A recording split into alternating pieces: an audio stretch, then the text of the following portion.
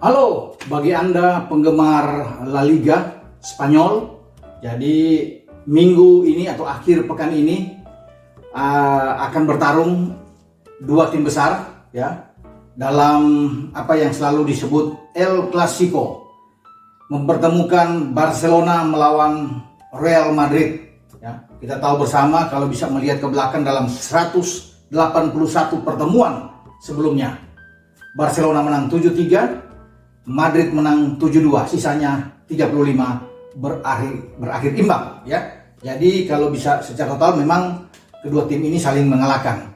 Termasuk kalau bisa melihat pertemuan mereka dalam dua musim belakangan, musim kemarin bagaimana 2019-2020 ketika Barcelona kalah dengan 2-0, itu adalah kekalahan mereka terakhir di mana mereka tidak mampu membuat gol, dan sebelumnya di Camp Nou juga mereka bermain imbang 0-0. Jadi musim lalu adalah milik bagi Real Madrid sebelum mereka akhirnya mengunci gelar mereka dengan 38 pertandingan, unggul 5 poin di atas Barcelona, dan mereka tampil sebagai juara ya. Tetapi dalam dua musim sebelumnya giliran Barcelona selalu menang. Dalam dua pertandingan Barcelona menang dengan 1-0 dan kemudian menang dengan 5-1. Bahkan di Camp Nou mereka tampil luar biasa, Messi dan kawan-kawan. Memang kalau bicara El Clasico pada 2 tahun terakhir seperti tidak ada greget lagi ya. Artinya hilang perseteruan yang kita tahu bersama selama ini hampir 1 dekade antara Cristiano Ronaldo, CR7 yang memperkuat Madrid, selalu berseteru tentunya dengan La Pulga, itu Lionel Messi yang memperkuat Barcelona. Jadi ini menjadi pemberitaan yang selalu hangat ya di seluruh dunia, bukan saja di Spanyol, tetapi jika muncul ya, tema El Clasico di La Liga, di mana Ronaldo ada di sana dan Messi, selalu menjadi perhatian banyak orang, apalagi bagi mereka pendukung Barca dan pendukung El Real. Ini selalu betul-betul menjadi komunitas atau konsumsi berita yang luar biasa yang menarik perhatian. Tapi ketika CR7 pada 2018 keluar dan memilih untuk bergabung dengan Juventus, jadi hilanglah pertarungan antara Messi dan CR7 ini, dan memang harus diakui mengurangi ya daya tarik yang ada. Tidak ada lagi yang saya pikir ini hanya sebagai tradisi. Orang bisa menamakan bahwa selalu akan ada El Clasico ketika Barca bertarung dengan Madrid. Tetapi sebenarnya El Clasico yang sempurna itu kalau di sana ada dua sosok yang saya sebutkan tadi. Sehingga Messi bertarung sendiri, saya pikir saat ini tidak ada lagi tantangan yang berat buat dia untuk melawan dengan pasukan Real Madrid ya, walaupun mereka pada musim kemarin saya katakan tadi tidak mampu membuat gol dan hanya bermain sekali imbang 0-0 dan kalah 2-0, tapi tetap saja saya menilai bahwa tidak ada greget ketika Ronaldo keluar dan mempertemukan Barca dan Madrid. Tidak seperti biasanya, saya pikir ini yang membuat bahwa situasi dan kondisi di La Liga seperti menurun. Apalagi kemarin muncul kasus di mana Messi akan meninggalkan Barca ya setelah mereka kalah terdepak, dikalahkan Munchen dengan begitu telak 8-2 di Liga Champions, dan Messi begitu galau ingin keluar, tapi akhirnya dia tidak bisa mengalahkan klausul yang tetap ada di sana. Semua klub harus bisa menebus dengan begitu tinggi 700 juta euro untuk bisa mendapatkan dia, sehingga Messi mengalah untuk mungkin memilih menang ya, mengalah untuk menang. Di sini dia menunggu sampai 8 bulan ke depan sebelum dia akan keluar dengan free transfer atau bebas transfer sesuai dengan klausul yang ada bahwa 2021 dia bisa keluar ya dengan bebas. Sehingga itu yang membuat keguncangan yang ada di Barcelona pada waktu beberapa bulan kemarin ya, setelah mereka tersisih di kompetisi Liga Champions dan mereka gagal mempertahankan gelar menjadi juara di La Liga, dan pemecatan terjadi terhadap Kiki Setieng bersama dengan direktur olahraga mereka, Erik Abidal. Kemudian muncul sekarang Ronald Koeman, pria asal Belanda ini yang sebelumnya menangani tim nasional Belanda. Untuk pertama kali dia menghadapi El Clasico pada musim ini, bertarung dengan Zinedine Zidane yang berada di kubu Madrid. Ya. Siapa yang akan memenangkan pertandingan? Itu yang paling penting saya pikir yang harus saya perbincangkan di sini.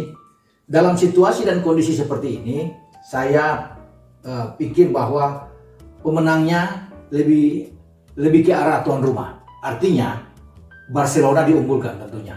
Dan semua pasar taruhan pasti akan mengunggulkan Barcelona ketika mereka menjadi tuan rumah. Kondisi yang ada di sana sangat baik. Mereka baru menang di Liga Champions kemarin. Di kandang lawan mereka memukul Ferencváros dengan 5-1. Satu hasil yang bagus. Saya kira bertolak belakang dengan hasil yang diperoleh oleh Real Madrid ketika mereka di luar dugaan kalah dari Shakhtar Donetsk dengan 3-2. Bahkan tampil tidak begitu mengesankan ya. Tertinggal 3 gol duluan sebelum Modric dan Vinicius Junior bisa memperkecil ketinggalan, tapi tetap mereka kalah, kehilangan poin. Padahal lawan tidak membawa 7-8 pemain terkuat mereka ya. Dan akhirnya tapi Madrid tidak bisa memenangkan pertandingan. Ini untuk kedua kalinya ya. Dalam sepekan bagaimana mereka mengalami keguncangan yang dahsyat. Sebelumnya juga mereka dipermalukan oleh Cadiz, tim yang baru promosi dari Segunda Division untuk masuk ke Primera Liga. Sekarang saat ini mereka mengalahkan di Camp Nou atau di Alfredo Di Stefano Stadium dengan 1-0 lewat gol Anthony Lozano saat itu. Dan Madrid kalah membuat mereka sekarang dalam posisi yang sangat sulit walaupun masih ada di posisi ketiga dengan 5 pertandingan yang mereka sudah mainkan, 3 menang, 1 imbang dan 1 kalah. Ini membuat mereka ada di bawah Sociedad dan juga Villarreal ya. Tapi pertandingan ini di Camp Nou nantinya ini akan menjadi suatu pertarungan yang hebat ya. Ketika mereka datang dalam suasana yang tidak bagus karena mengalami 2 kekalahan di semua kompetisi, kemudian mereka menghadapi dengan Barca yang sedang bagus, walaupun Barca pada pekan lalu juga mengalami kekalahan ya di kandang Getafe dengan 1-0. Tapi setelah mereka menang dari Ferencváros, saya pikir ini ada kebangkitan ya, titik balik buat mereka di saat mereka menghadapi El Clasico, menjamu Real Madrid ya. Jadi adu strategi taktik di antara Koeman dan Zidane kita akan lihat. Skema mungkin yang akan ditampilkan oleh Koeman saya pikir ada bervariasi. Dia bisa dengan 4-3-3 atau 4-2-3-1 ya. Masalah bukan buat dia bahwa tidak ada lagi Ter Stegen yang masih cedera, tapi ini yang tidak ada masalah juga buat mereka karena lini belakang mereka tetap saya pikir kuat kalau melihat dari penampilan kemarin ya.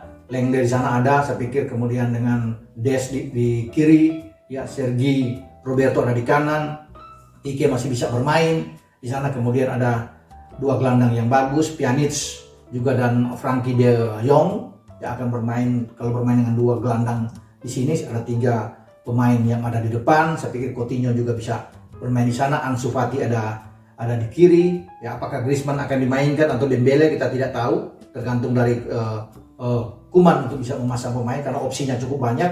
Tetapi di depan saya pikir pasti akan menjadi milik tempat itu oleh Lionel Messi. Ya, tidak akan ada, saya kira. Semua sudah tahu bagaimana pergerakan Messi. Tidak ada pemain dari Madrid yang akan memberikan suatu tekanan atau melakukan marking khusus terhadap Messi. Mungkin Messi akan dibiarkan, tinggal orang terdekat dengan Messi yang akan menjadi bagian dia untuk bisa mengawal. Tapi saya pikir ini Madrid akan lebih banyak menunggu ya untuk melakukan counter attack ke Barcelona. Ya, Barcelona pasti akan merebut 3 poin karena Barcelona dalam 4 pertandingan kan mereka ada 2 menang, 1 seri dan 1 kalah. Jadi mereka harus memburu 3 poin dalam El Clasico saat ini dan mereka akan mengambil inisiatif untuk bisa bermain menyerang dan mencetak gol. Mereka harus melakukan itu dengan baik karena memanfaatkan di saat Madrid datang dalam kondisi yang compang-camping ya, mental mereka sedang jatuh, sementara mental dari pemain-pemain Barcelona cukup bagus. Tinggal bagaimana racikan dari Koeman ini yang menentukan.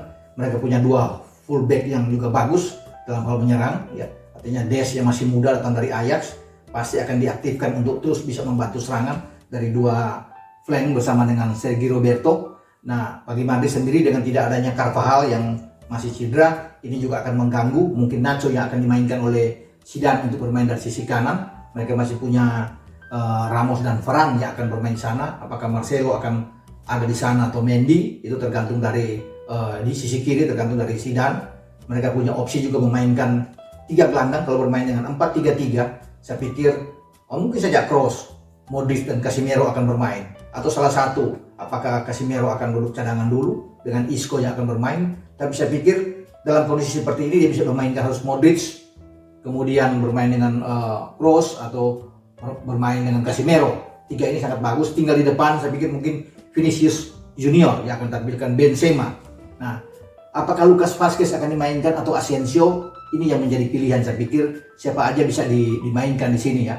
Untuk ini dia tidak mungkin, saya pikir bagi Zidane tidak mungkin untuk bisa memainkan 2 striker sekaligus, Luka Jovic di sana dan Benzema. Ya, ini akan sangat riskan buat dia bermain mungkin dengan 4-4-2 karena tidak terbiasa bagi dia untuk langsung memainkan, apalagi mereka tandang ya. Madrid akan lebih banyak menunggu untuk counter attack ya. Itu yang menjadi bagus buat mereka, walaupun mereka punya daya serang yang bagus, punya lini serang yang bagus, tetapi kalau melihat dalam posisi saat ini mereka lebih bagus saya pikir menunggu, menahan di separuh lapangan, kemudian dengan pressing yang tinggi mencuri bola kaki pemain-pemain Barcelona dan counter attack untuk bisa mencetak gol. Saya pikir itu yang paling penting, karena bagaimanapun Barcelona akan bermain secara terbuka, ya, ofensif, ya, semua pemain dari semua lini, ya, bagaimana pergerakan mereka, transisi mereka yang sangat bagus, ya, ini yang menjadi harus diperhatikan oleh Zidane. Dan saya pikir Zidane tahu ya bagaimana mereka juga sudah sering bertemu dan melihat kondisi seperti ini.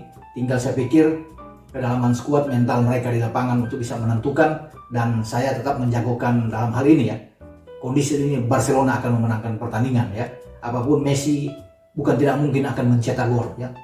Messi, Ansu Fati adalah 2 pemain yang saya jagokan dalam El Clasico ini mampu untuk bisa mencetak gol ya. Karena 3 poin menjadi harga mati buat mereka ya. Ya tergantung bagaimana di babak kedua, apakah Griezmann ini akan dimainkan oleh Koeman, kita akan tunggu. Tapi saya pikir dengan Dembele juga sudah cukup buat mereka, karena ada Coutinho juga bermain dari sini ya. Saya pikir mereka punya kemampuan untuk bisa mengalahkan Real Madrid dalam El Clasico mereka di akhir pekan ini. Kita akan nantikan hasil pertandingannya untuk siapa yang pasti meraih 3 poin. Tapi sekali lagi saya berpihak kali ini kepada Barcelona atau Barca. Sampai ketemu lagi dalam cerita video lainnya. Tetapi Anda jangan lupa untuk like, memberikan komentar-komentar. Anda bisa mengusulkan tim-tim mana yang perlu akan saya bahas, tentunya tim-tim kesayangan Anda. Kita akan bahas kemudian di sisi berikut, dan Anda tetap harus subscribe channel YouTube Bung Ropan. Sampai ketemu, ciao.